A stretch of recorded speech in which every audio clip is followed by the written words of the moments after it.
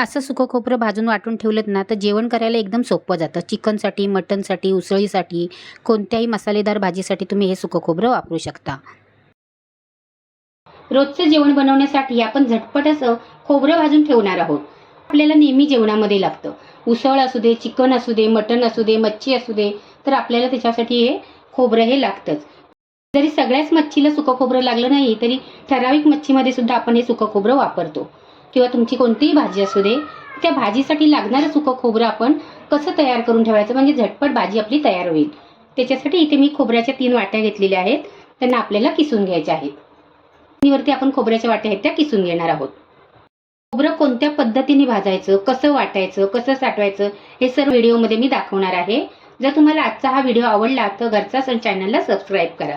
चला तर मग वेळ न घालता व्हिडिओला सुरुवात करूया.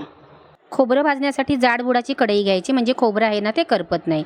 किसलेलं खोबरं आहे ते आपल्याला कढईमध्ये घालायचं आहे आणि सतत असं मिक्स करायचं आहे. गॅसची फ्लेम लो टू मीडियम ठेवायची आहे. साधारण खोबरं आपलं गरम झालं आणि साधारण भाजत आलं की गॅस आपल्याला एकदम बारीक करायचा आहे आणि खोबरं सततच मिक्स करायचं आहे. मिक्स करायचं, सोडायचं नाही. असं थोडंसं पसरवायचं. पसरून झालं की लगेचच त्याला असं परत पलटी करायचं. असं केल्याने सर्व खोबरं आहे ना ते चांगलं एकसारखं भाजलं जातं. जेवढं तुम्ही खोबरं चांगलं भाजणार ना तेवढं जास्त दिवस टिकणार पण आणि खवट पण होणार नाही. आणि जेवढं खोबरं चांगलं भाजणार तेवढी तुमची भाजी आहे ना ती खूप टेस्टी होणार आहे. बघू शकता तुम्ही सर्व खोबरं आपलं एकसारखं भाजलेलं आहे.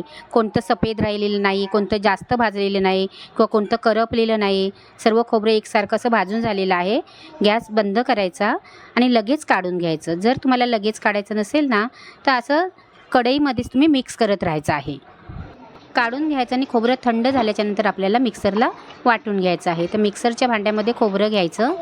मिक्सरला खोबरं लावल्यापासून सतत चालू ठेवायचं नाही. थोडंसं असं फिरवायचं, बंद करायचं, फिरवायचं, बंद करायचं म्हणजे प्लस मोडवर ह्याला फिरवून घ्यायचं आहे आणि बारीक करून घ्यायचं आहे. जर तुम्ही सतत मिक्सर चालू करून ठेवलात ना तर खोबऱ्याला तेल सुटणार. म्हणून चालू बंद करत खोबरं आहे ते वाटून घ्यायचं. खोबरं तुम्हाला जेवढं केवढं बारीक पाहिजे ना तेवढं बारीक वाटायचं. एकदम पण बारीक वाटायचं नाही, थोडंसं जरा रवरवीत ठेवायचं आणि एकदम पण जाडं ठेवायचं नाही. कारण जाडं खोबरं ठेवलं ना तर कोणती उसळ केलं ना तर त्याच्यावरती ते पेवत राहणार. अशा पद्धतीने खोबरं आहे ते आपल्याला बारीक असं वाटून घ्यायचं आहे. तुम्ही ह्याच्यामध्ये लसूण आणि खडे मसाले घालून पण वाटून ठेवू शकता. पण आपण सर्वच भाजीला गरम मसाला किंवा लसूण वापरत नाही ना म्हणून फक्तच खोबरं वाटून ठेवलेलं आहे. हे खोबरं तुम्ही स्टीलच्या डब्यामध्ये किंवा काचेच्या बरणीमध्ये भरायचं. पण एकदम सुकी खडखडीत अशी बरणी घ्यायची आणि सर्व खोबरं आहे ते बरणीमध्ये भरून ठेवायचं.